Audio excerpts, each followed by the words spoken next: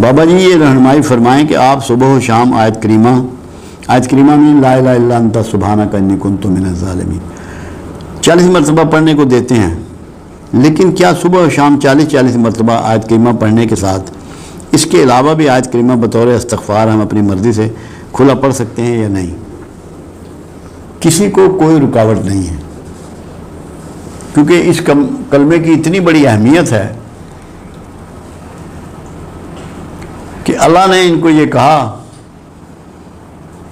کہ یونس علیہ السلام نے جب وہ مچھلی کے پیٹ میں چلے گئے، انہوں نے مائنڈ کیا تھا ایک بات کو، اللہ نے ان کی امت کے لیے سزا تجویز کر دی تھی اور کہا تھا کہ ان کو سنا دو جا کے، ان کو بتا دو جا کے کہ میں ان پہ عذاب نازل کرنے لگا ہوں۔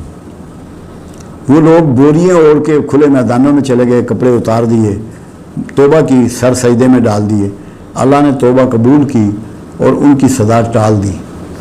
جب سزا ٹالی اور کہا یونس علیہ السلام سے کہ لوگوں کو بتا دو، تو انہوں نے دل میں اس کو محسوس کیا کہ لوگ مجھے جھوٹا نبی سمجھنے لگ پڑیں گے، تو اللہ نے ان کو مچھلی کے پیٹ میں پہنچا دیا۔ مگر اللہ کی سنت یہ ہے، جیسے اللہ نے توبہ آدم کو سکھائی ایسے ہی توبہ یونس کو سکھائی۔ یہ اللہ کی سنت ہے، یہ اللہ کا طریقہ ہے، کیونکہ قبول تو کرنا چاہتا ہے، اسے پتہ ہے میرا پیغمبر ہے، کوئی اتنی بڑی پنشمنٹ نہیں اس نے اس کو دینی۔ تو کیا دعا سکھائی؟ لا الہ الا انت سبحانک انی کنت من الظالمین۔ اللہ تو ہی عبادت کے قابل ہے اور تو ہی پاک اور بے عیب ہے، بے شک میں ظالموں میں سے ہوں۔ یہ اقرار ہے جو بندے نے کرنا ہے، یہ اقرار سکھایا۔ اس اقرار کے بدولت قرآن نے کہا یونس تا قیامت مچھلی کے پیٹ میں رہتا اگر ذکر والوں میں نہ ہوتا۔ تو ذکر والے کون ہوئے؟ جو آیت کریمہ پڑھیں گے، جو اپنے گناہوں کا، اپنی خطاؤں کا اقرار کریں گے، اللہ کی پاکی کا، اللہ کے الہ ہونے کا اقرار کریں گے،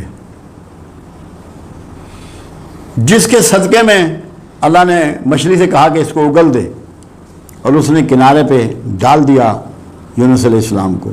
پھر اللہ نے کدو کی بیل اس کے اوپر ڈال دی، بتا دیا کہ اگر کوئی حبس بے جا میں رہے، مچھلی کے پیٹ میں رہے جہاں آکسیجن کم ہو، کھانے پینے کو نہ ہو، تو اس کے وہ جسم ایسے ہو جاتا ہے جیسے روئی کے گالے۔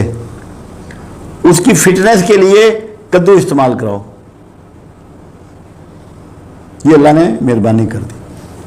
تو آیت کریمہ وہ ذکر ہے جو بہت بڑی فضیلت کا باعث ہے، اور کوئی مصیبت، کوئی پریشانی رہتی نہیں اگر آپ اس کو اپنی زندگی میں داخل کر لیں،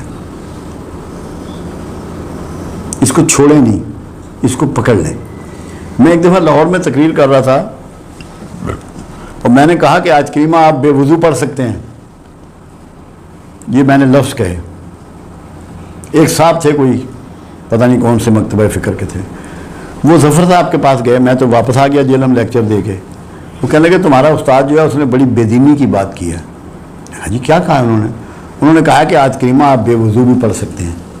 میں نے کہا ان سے پوچھیں۔ انہوں نے مجھے فون کیا، مولوی صاحب نے جو انہوں نے ٹیلی فون کیا، کہنے جی یہ آپ نے کہا ہے۔ میں نے کہا محترم یہ تو بتاؤ یونس علیہ السلام مچھلی کے پیٹ میں وضو کرتے رہے تھے؟ یہ تو پڑھا ہی بے وضو کیا ہے، وہ وضو میں تھوڑی تھے یونس علیہ السلام مچھلی کے پیٹ میں۔